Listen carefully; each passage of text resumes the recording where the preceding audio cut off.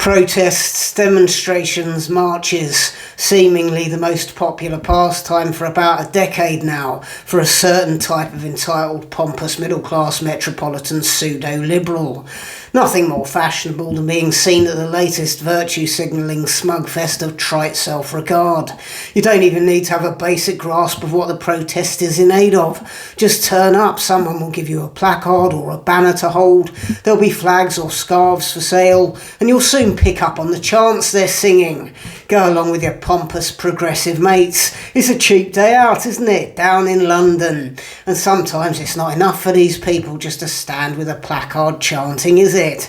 They really need to hammer the message home, especially the environmentalists. Whether it be gluing themselves to a busy road or destroying much-loved artworks in prestigious galleries, they're just doing their bit to save the planet. And if they happen to end up on the front page of newspapers or on the 6 o'clock news or all over social media, all the better. You can never let too many people know just how virtuous you are, just how kind and empathetic, just how much you care about the planet.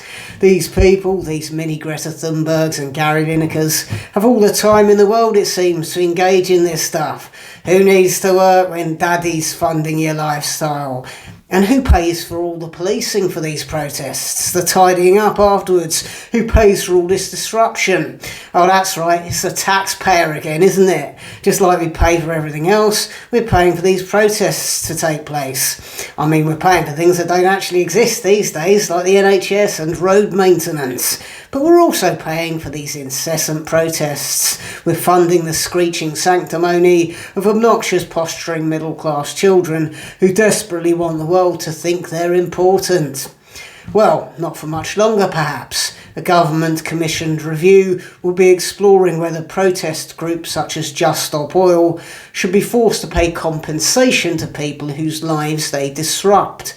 Anyone demonstrating loss, distress or suffering from a protest could be entitled to compensation from activists, which is a nice first step.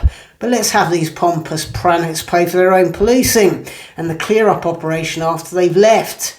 Protest is currently the favourite hobby of a new vapid attention-seeking class of young person, and we'll soon see how committed they are to their cause when they have to put their hand in their own pocket to fund it. Please do like and subscribe and support me on Patreon for exclusive content every week. 3 new live stand-up dates in Southampton, ticket links beneath this video. My most recent stand-up performance was filmed and will premiere on the Comedy Unleashed YouTube channel at 7:30 p.m. on Sunday the 26th of May. Again, there'll be a link for that beneath this video. Thanks for watching.